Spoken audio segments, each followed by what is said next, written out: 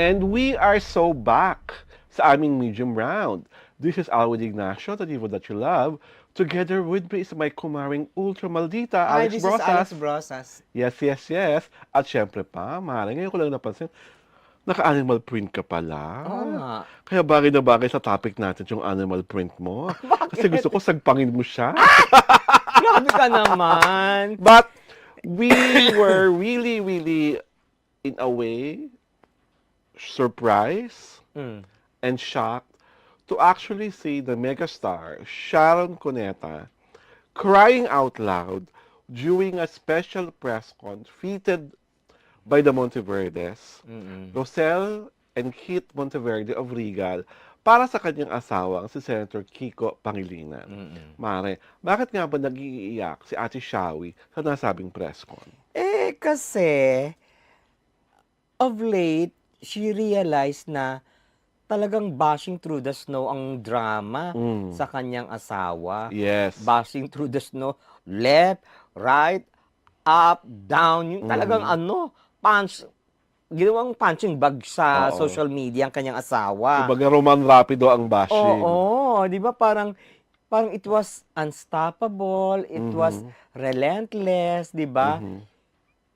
And she couldn't do anything. Kaya parang napatanong siya, bakit niyo po ba hindi gustong Gusto. ibotong si Asawa ko. si Senator Kiko, ganon. Mm-mm. Sinabi naman niya na, which is true naman, hindi po kami nagpayaman sa politika, Yes. sabi Oo. niya ganon. Ako at 59, I'm still working. And so is Kiko. Yes. We are working for our children, which is tama naman, di ba? Yes, yes. Ang tindi lang kasi ng sa kanila, yung personal ang Ang atake. ang mga atake, di ba? Kung Oo. parang unbelievable na, di ba? Oo. Yung pinifeed na lies sa social media. Oo. And also, we were seated during the press conference Yeah.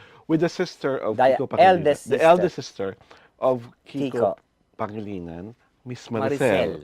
Miss Maricel, but not the Laksa Pangilinan, but the Maricel Pangilinan of the original family. What also hurts them the most is the fact that pati yung mga anak nila, Mm-mm. bugbog sarado Yeah. sa social media from Francesca, which is Kaki, from Miel, Mm-mm. and the little boy Miguel, and of course, Casey Concepcion. Mm-mm. So, I understand in a way where Sharon is coming from. Ang sa akin lang, nakakapagtaka lang kasi, timer na naman si Ate Shawi sa showbiz. Di hamak nung araw, nung wala pang social media, mas malala ang mga intrigang ipinukol sa kanya. Siguro nga lang, hindi na nakikita ang kanyang pagiging sobrang emosyonal. Hindi. Mas ngayon ang bashing. Mas malala. Mas malala ang bashing ngayon, Day. Mm. Talagang can you imagine si Kaki, di ba? Kung ano-anong panlalait. Mhm. Si Miel, di ba? Kung ano-anong panlalait talaga na talagang unbelievable talaga yung mga panlalait. Mhm. Di ba? Mas ngayon, kasi nung araw, wala naman social media. Yeah. So, the lait were all, wala naman nalalait din in print Di ba? Sa print ba, walang Siguro kung sa radio, medyo matitira. Pero, walang yung katulad ngayon na, Diyos ko, hindi mo alam kung sino-sino yung mga nalalait sa anak mo. Lalo na At puro saka- fictitious ang names. Oo, tsaka hindi Are they better than the ones they are making lait? I don't think so. Are they better educated than Senator Kiko.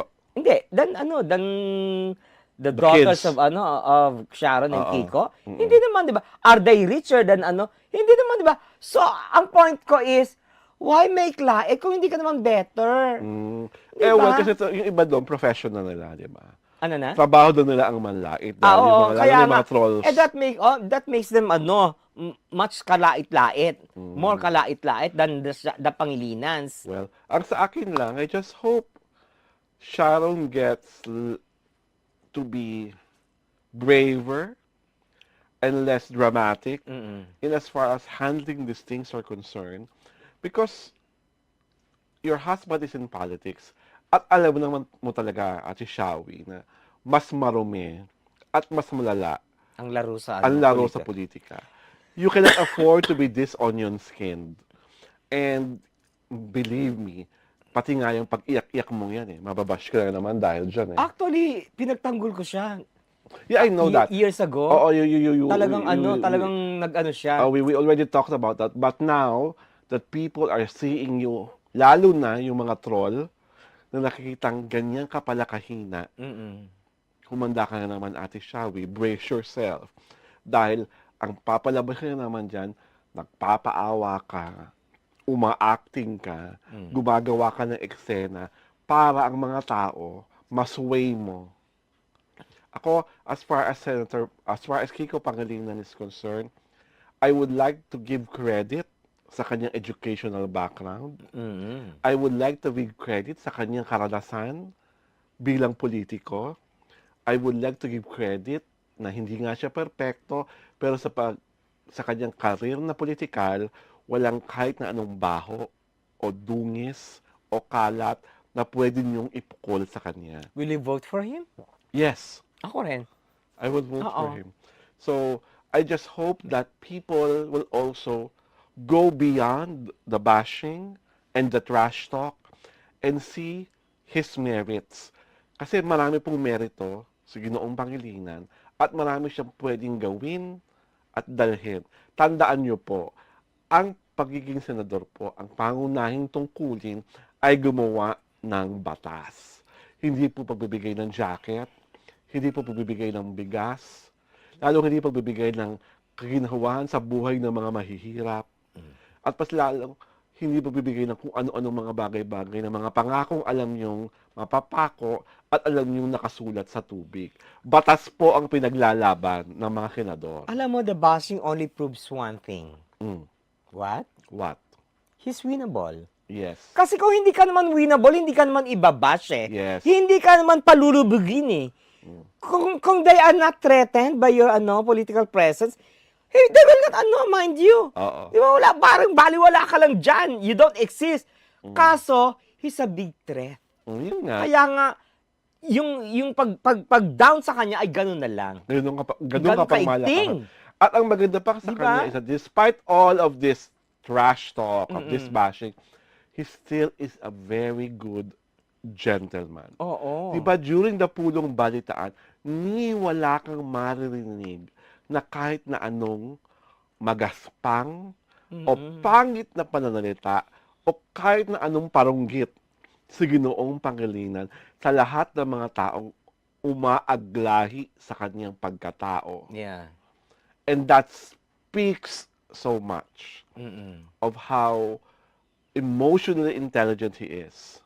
And emotionally mature. And emotionally mature. Kasi kung ibang politika yun, di ba? Mhm. Papatol. Katulad Yeah. ni, Ay! huwag na natin pangalanan dahil baka mamaya wala na tayong show. At saka baka sumikat pa. Charot. Yes. Oh my God. But ako, sa lahat po ng mga tao na pupunta sa Lunes at boboto, bumoto po kayo ng ayon sa inyong puso. Bumoto po kayo sa politikong hindi takot sa Diyos, kundi nagmamahal talaga sa Diyos. Bumoto po kayo sa politikong totoong nakapag-aral.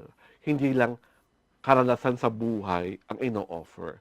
Hindi lang patawa, hindi lang pabibo, hindi lang pa angas-angas o pasiga-siga.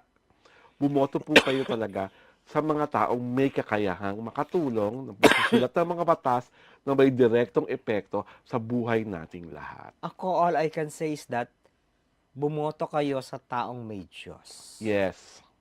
Kasi marami sa mga tumatakbo ay parang wala ng Diyos. True. 'Di ba? Mm-mm. Tawag dito, yung talino, maraming mag-aano diyan eh, magko-contest. Yes. So, alisin na natin yung talino. Sa equation. Diyan, sa equation. Yung may puso na lang, na tunay na puso, Yes. yun na lang ang iboto ninyo. Yung may puso para may puso para sa Diyos at may totoong puso at pagmamahal para sa kanyang kapwa Pilipino. Yeah. Hindi ba? Kasi karamihan po sa mga tumatakbong politiko ngayon, ang mga nanay po nila malalawak. My God! Gano'n ba kalawak? Ay, malawak na malawak. Pacific Ocean ba? Indian Ocean? Lahat Or ng ocean. combined? Oh my God! Kaya, Diyos ko. please, vote according to your heart, according to your conscience. This is Alwin Ignacio, the diva that you love.